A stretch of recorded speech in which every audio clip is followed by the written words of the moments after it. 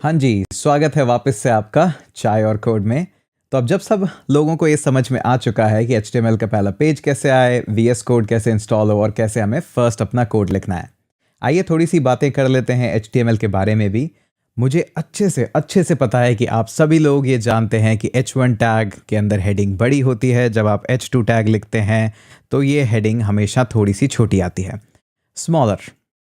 But ऐसा नहीं है, इसके पीछे भी एक रीज़न है और वही आपके HTML के फाउंडेशन को और स्ट्रक्चर को मजबूत बनाएगी। HTML बहुत सारे लोग मानते हैं कि ठीक है, H1 टैग बड़ी हेडिंग के लिए, H2 टैग स्मॉलर हेडिंग के लिए। बट मुझे पता है, आप में से बहुत लोगों को पता है कि CSS का यूज़ करते हुए आप किसी भी H2 टैग को H1 हेडिंग से भी बड़ा कर सकते हैं।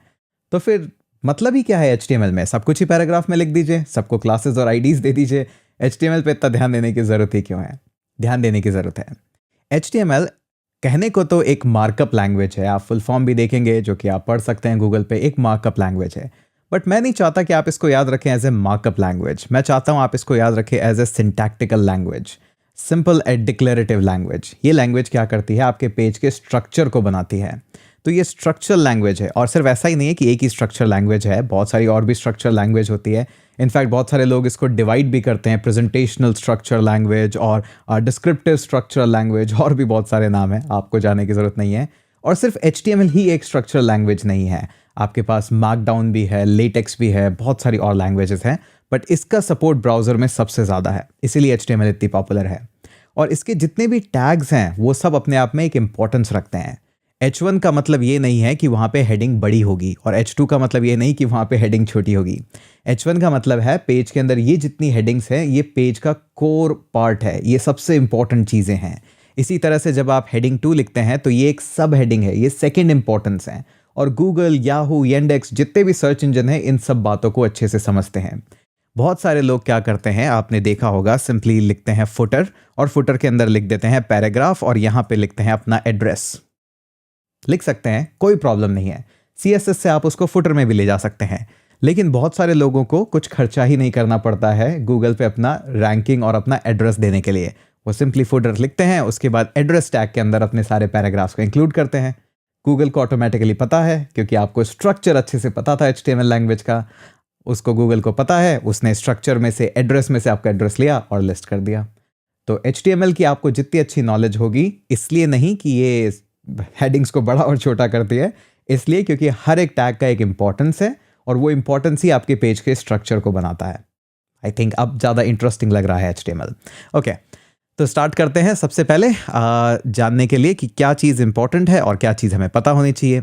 एक्सक्लेमेटरी लिखते ही टैब हिट किया तो सबसे पहले हमें पता तो लग गया कि ठीक है, ये बेसिक स्ट्रक्चर आता है। लेकिन जैसे ही हम फर्स्ट लाइन पे गए तो हमें मिला डॉक टाइप। HTML के जितने भी टैग्स हैं, हाँ, इन्हीं सबको हम टैग्स बोलते हैं। ये जितने भी टैग्स हैं ये सारे केस इनसेंसिटिव है। आप चाहे तो हेड लिखिए, चाहे तो हेड लिखिए, कोई फ़र्क नहीं पड़ता है।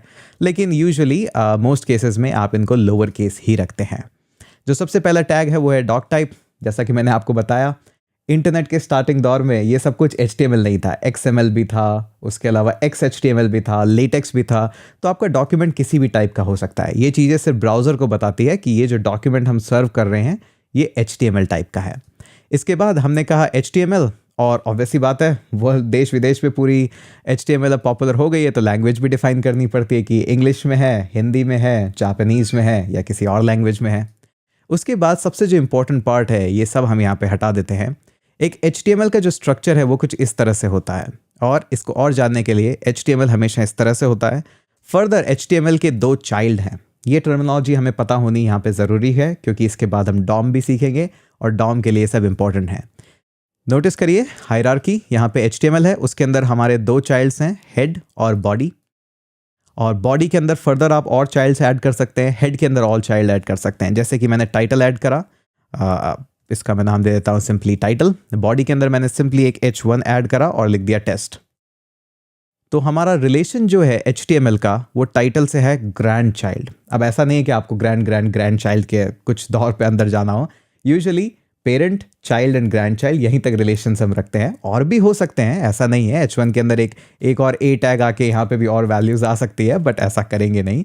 आपके लिए इंपॉर्टेंट है जो जानना, वो सारा चीज़ मैं आपको यहीं पे बताता हूँ। तो HTML के अंदर हमने हेड लिखा और हेड के अंदर बॉडी लिखा। अब जब हम एक वेब पेज पे जाते हैं तो जितना भी आपको यहाँ पे पेज दिख रहा है ये सब है आपकी बॉडी का पार्ट जो कि विजुअल एस्पेक्ट है। जो हेड के अंदर है उसमें से सिर्फ दो चीज़ें विजुअल होती है। पहला जो पार्ट है वो है आपका टाइटल और दूसरा है फेविकॉन। आप दूसरी जितनी भी वेबसाइट पे जाते हैं आपको जैसे यहाँ पे एक छोटा सा आइकन मिला है, VS कोड का एक छोटा सा आइकन मिला है, ये सब होता है फेविकॉन। और ऐसा नहीं है कि आपको सिंटैक्स याद करने की ज़रूरत है, बस आपको पता होना चाहिए मुझे फेविकॉन लगाना है। तो आप सिंपली यहाँ पे जाइए और सिंपली जैसे आप टाइटल्स के अंदर फेविकॉन लिखेंगे या आपको कोई इमेज ऐड करनी है आपको एमिट सजेस्ट कर देगा। करेंगे, ये भी करेंगे, बट अभी के लिए नहीं। अभी हमें इतना पता लग गया। अब हमने देखा कि जैसे ही हम ये सारा काम करते थे तो एक और चीज़ आती थी, वो थी मेटा टैग्स। अब ये मेटा टैग्स क्या चीज़ है?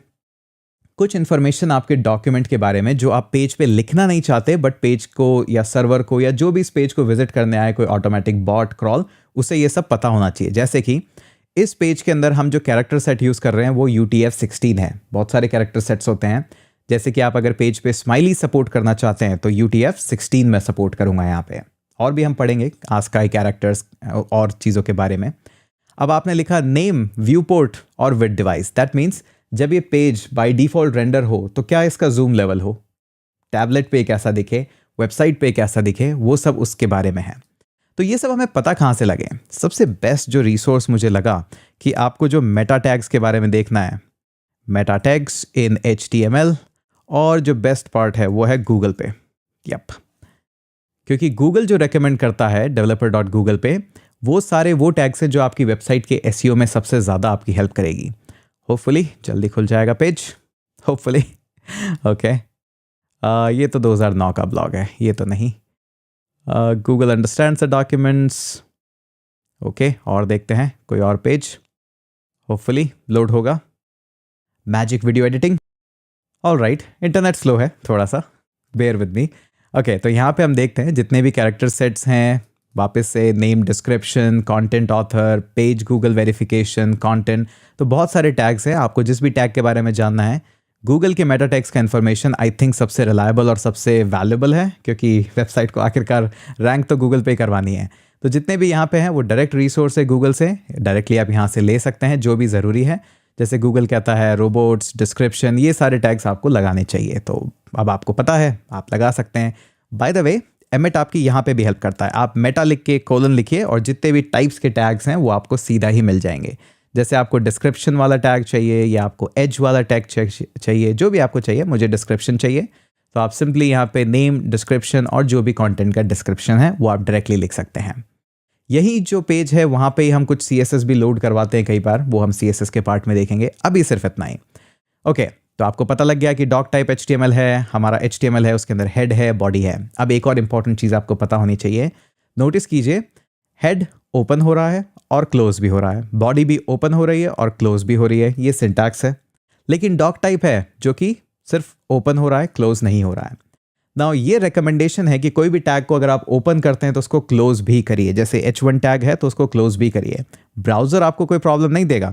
आप सिंपली यहाँ पे हेडिंग लिख सकते हैं और आप चाहें तो इसको रिमूव कर सकते हैं। ये आपको तब भी पेज सर्व करेगा। HTML सबसे रिलक्टेंट है, ये आपको कोई भी एरर्स नहीं देता है यूजुअली, बट ये अच्छी बात नहीं है। क्यों? क्योंकि जब आप लेटर ऑन रिएक्ट सीखेंगे या और कोई लैंग्वेज सीखेंगे, वहाँ पे ये प्रैक्टिसेस बहुत इंपॉर्टेंट है। और यस, एरर्स आते हैं इनके बिना। कुछ टैग्स हालांकि क्लोजिंग टैग्स नहीं होते हैं, जैसे BR टैग, वो स्टैंड अलोन है। इसको लिखने का जो अच्छा बाद में रिएक्ट का तरीका वो है कि रिएक्ट इसमें एरर देता है क्योंकि ये क्लोजिंग टैग नहीं है, तो इसको हम सेल्फ क्लोजिंग बना सकते हैं। ये ज़्यादा बेटर तरीका है फ्यूचर प्रूफ होने के लिए। तो ये सारे हमारे टैग्स हैं, एलिमेंट्स भी इनको बोलते हैं या टैग्स भी, जो मर्जी आए आप नाम दीजिए। सिंपली है, ये H1 है, ये हमारा टैग है। टैग्स के अंदर कुछ एट्रीब्यूट्स भी हो सकते हैं, बट अभी के लिए इतना ही। आपने ये समझ लिया है कि अब हेड टैग है क्या है और बेसिक्स आपको पता है। अब हम थोड़ा स्पीड में जा सकते हैं ये सीखने के लिए कि क्या H1 टैग्स है, क्या उनकी इंपॉर्टेंस है, क्या उनके और एट्रीब्यूट्स हैं या एट्रीब्यूट होते क्या है, ये सब। तो चलते हैं नेक्स्ट वीडियो में और फटाफट से हमारे सारे जितने टैग्स हैं जो इंपॉर्टेंट हैं उन सबको कवर करते हैं।